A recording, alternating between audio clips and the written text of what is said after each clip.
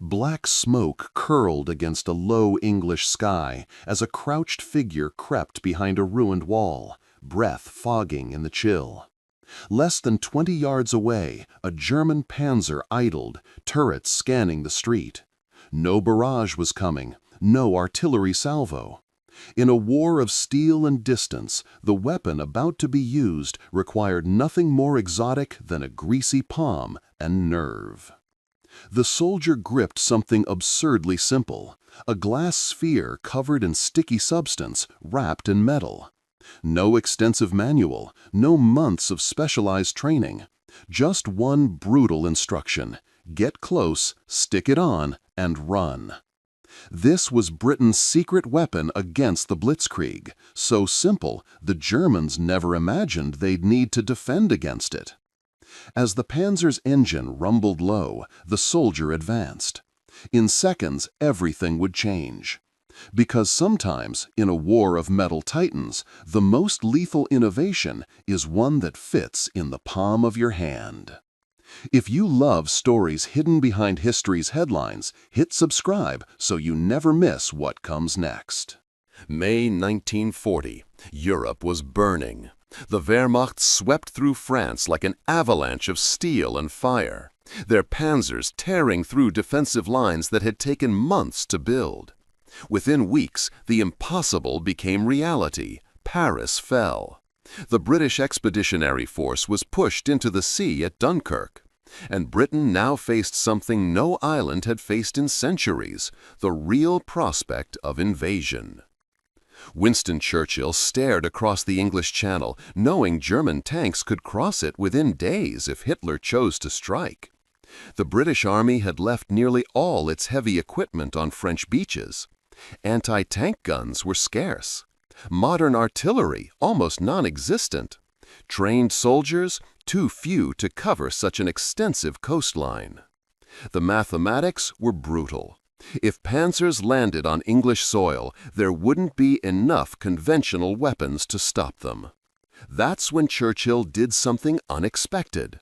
He summoned a group of inventors, eccentric engineers, and officers willing to think outside military norms. Their name? MD1, Ministry of Defense, Department 1. But soldiers had another name for them: Winston's Toy Shop. In a secret facility at Whitchurch, Buckinghamshire, an unlikely group assembled. They weren't hardened generals or career strategists. They were inventors, amateur scientists, rebel officers who'd been ignored by the military establishment. Led by Major Millis Jefferis, a stubborn engineer with a talent for explosives, this clandestine laboratory had one mission: create weapons that could be produced quickly, used by ordinary soldiers, and effective against Europe's most powerful war machine. Jefferis was a man obsessed with lethal efficiency. He didn't care about elegance or military tradition. He wanted results. And in 1940, the result he needed most was simple: give the common infantryman a way to destroy a tank without heavy artillery. The idea emerged from a mundane observation: industrial adhesives. If a sufficiently sticky substance could fix an explosive charge to a tank's hull, the soldier wouldn't need perfect aim, wouldn't need advanced anti-tank weapon training. He'd just need to get close, stick it on, and detonate. The concept was so rudimentary it seemed insane. But in desperate times, insanity becomes pragmatism, and pragmatism becomes salvation. The device that emerged from MD1 in 1940 was a strange creature, a glass sphere filled with nitroglycerin, about 1.25 pounds of high-power explosive.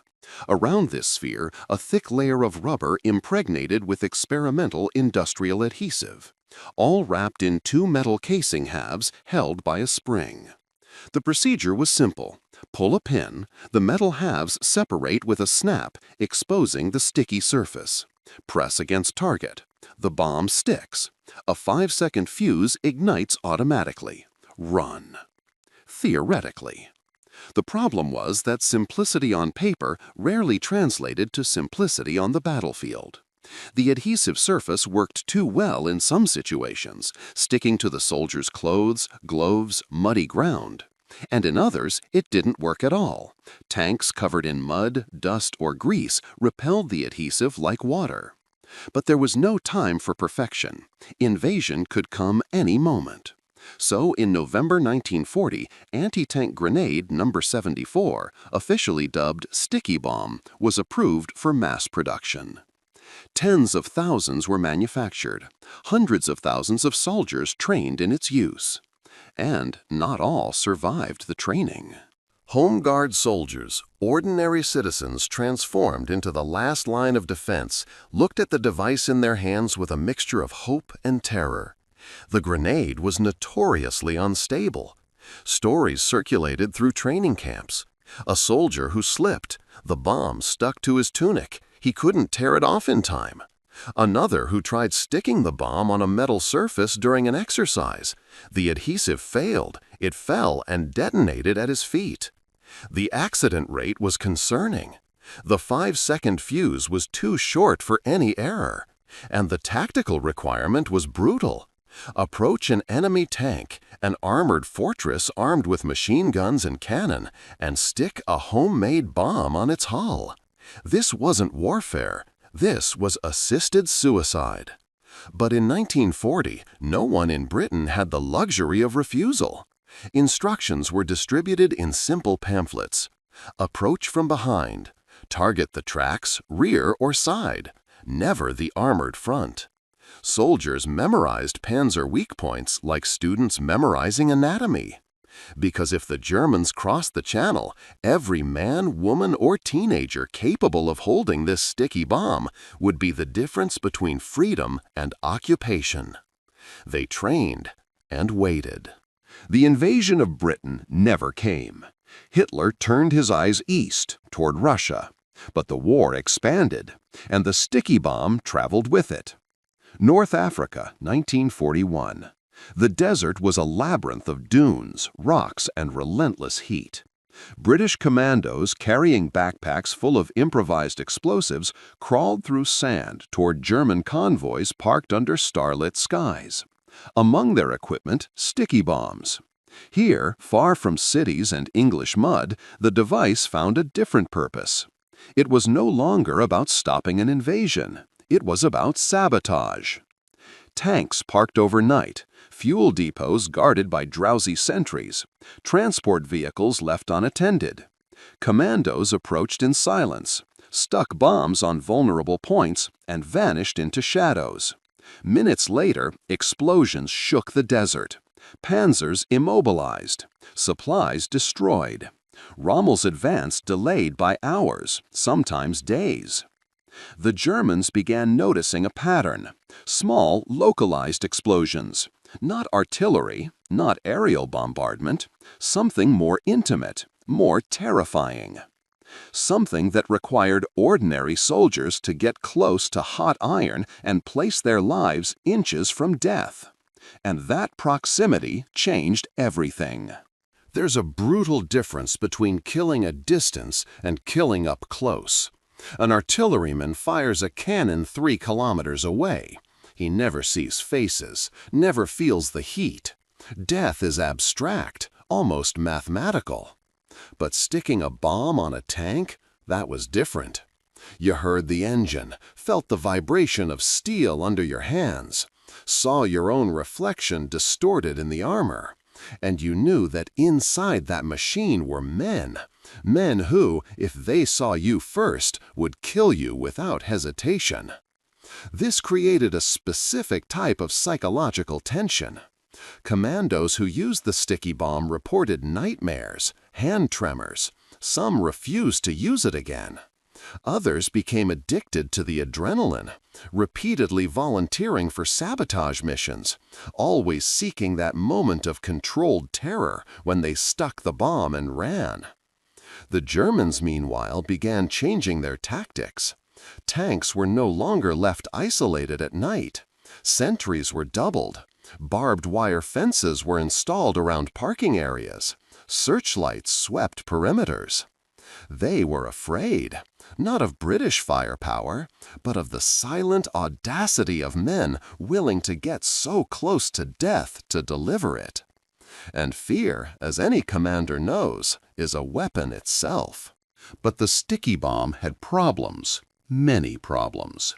The adhesive, though effective under ideal conditions, was temperamental. In cold climates, it lost grip. In deserts, sand covered the sticky surface in seconds. Dirty tanks covered in mud, oil, or combat dust repelled the device. And the Germans quickly realized this. Allied intelligence reports began documenting a change in German tactics. Tank crews deliberately applied mud or grease to the sides and backs of their vehicles. Some even used a paste called Zimmerit, an anti-adhesive coating developed specifically to neutralize magnetic mines and sticky bombs. And there was another deadlier problem: the soldier himself. Using the sticky bomb required suicidal courage. The statistics were clear. Soldiers attempting short-range anti-tank attacks had extremely low survival rates. Even if the bomb stuck perfectly, 5 seconds were enough to escape only if everything went right. Any hesitation, any slip, any loose rock underfoot, and you died with the tank you tried to destroy. Field commanders began questioning if it was worth it. Lives of trained soldiers traded for vehicles that could be destroyed at distance with more conventional weapons. But there were situations where convention wasn't an option. Where the sticky bomb truly shined was in the hands of those operating at the margins of conventional warfare: special forces, commandos, and most significantly, resistance movements. In occupied France, Norway, Greece, underground groups received British weapon shipments dropped by parachute at night. Among Sten submachine guns and plastic explosives came sticky bombs. For guerrillas fighting in shadows, the device was perfect. They had no artillery, no tanks of their own, but they had knowledge of terrain. They knew every street, every alley, every forest around their towns.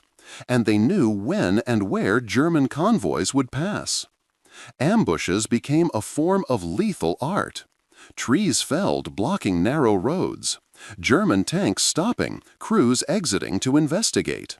And then shadows moving, bombs stuck, explosions, chaos. The psychological impact on occupation forces was immense.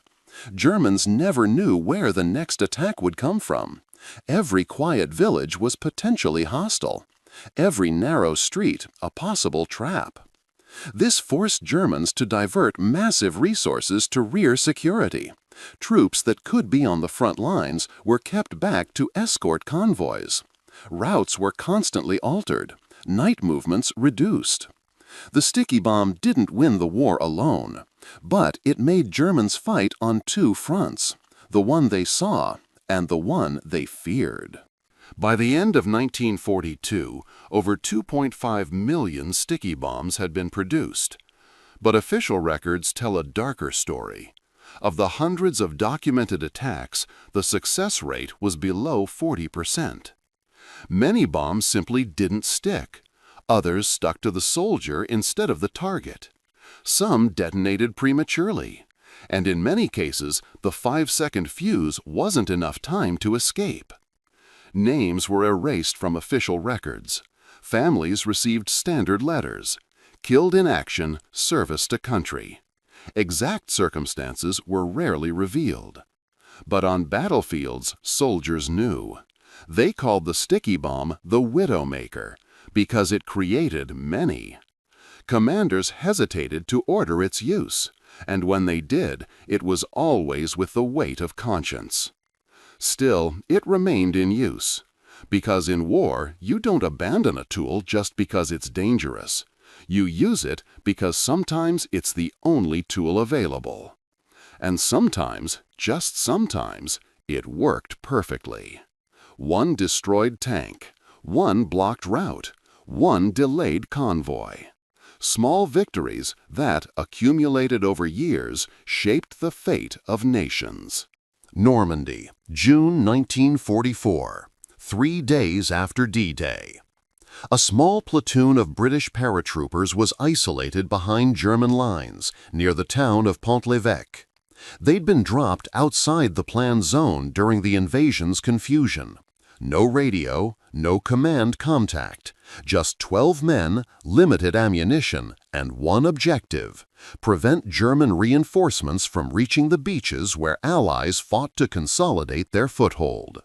Local intelligence, provided by French resistance, indicated a column of panzers would pass through the secondary road at dawn. No time to call air support, no nearby artillery.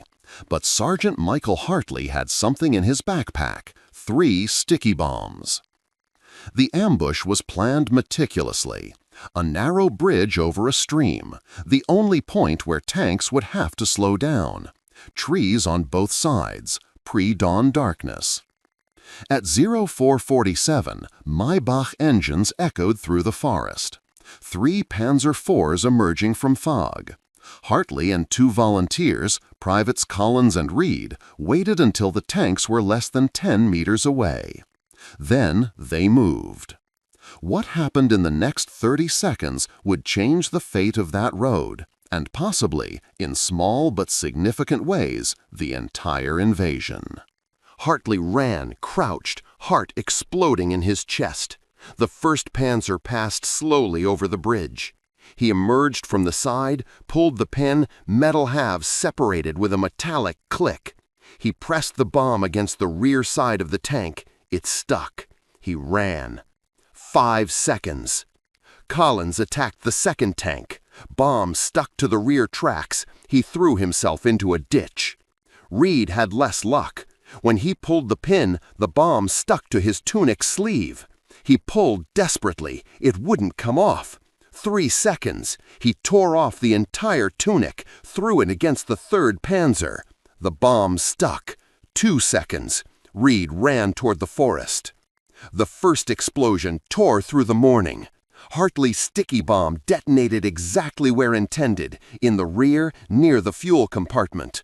Fire burst through armor plates, crew screaming, black smoke filling the interior.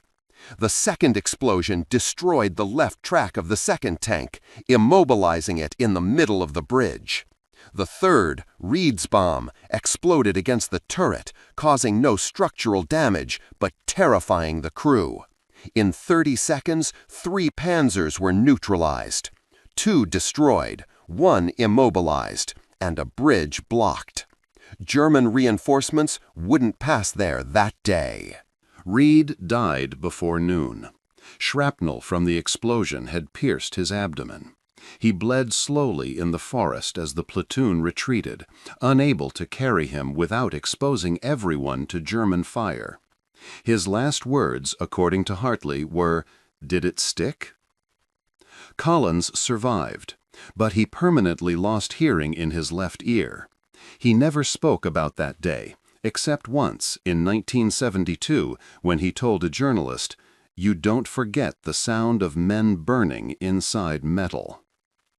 Hartley received the military medal for his action, but he refused interviews for the rest of his life. In his personal notes, found after his death in 1989, there was only one sentence about Pont-l'Evêque. It worked, but it cost too much. The mission was classified as a tactical success. Allied intelligence estimated that the delay caused by the blocked bridge prevented at least 2 German battalions from reaching the beaches at a critical moment. Perhaps hundreds of Allied lives were saved. But Reed was dead, and Collins would never hear music properly again. That was the cruel mathematics of the sticky bomb. It worked when you were willing to pay the price. And the price was always measured in flesh and blood. After Normandy, sticky bomb usage declined rapidly. New anti-tank weapons, safer, more effective, more distant, became available. The Piat, projector infantry anti-tank, offered similar firepower without requiring the soldier to touch the tank. American bazookas were being massively distributed. The British Army began withdrawing the sticky bomb from circulation. It was officially discontinued in 1943, though stockpiles remained in use by resistance forces and colonial units until war's end. But it left a psychological legacy. German tank commanders never forgot the vulnerability they felt knowing a single man with enough courage could destroy them. This influenced tactics. Panzers rarely operated isolated after 1942. Support infantry became mandatory in urban environments. Night parking areas were fortified with extensive perimeters. The sticky bomb forced Germans to remember something they'd forgotten in blitzkrieg euphoria. Tanks aren't invincible. They're just machines. And machines have weak points. Sometimes all you need to exploit those weaknesses is simplicity, proximity, and absurd courage. And sometimes that's enough to change the war. The sticky bomb never became iconic like the Thompson submachine gun or the Spitfire. There are no monuments dedicated to it, no museums preserving its stories in epic detail. It was forgotten by popular history, a footnote in the grand narrative of World War II. But those who used it never forgot. Home Guard veterans, commandos who crawled through African deserts, resistance fighters who ambushed convoys in European forests, all carried the memory of that sticky, unstable, lethal device. Some with pride, others with trauma. What the sticky bomb proved wasn't that simplicity always works. It was that in desperate times, simplicity is all you have.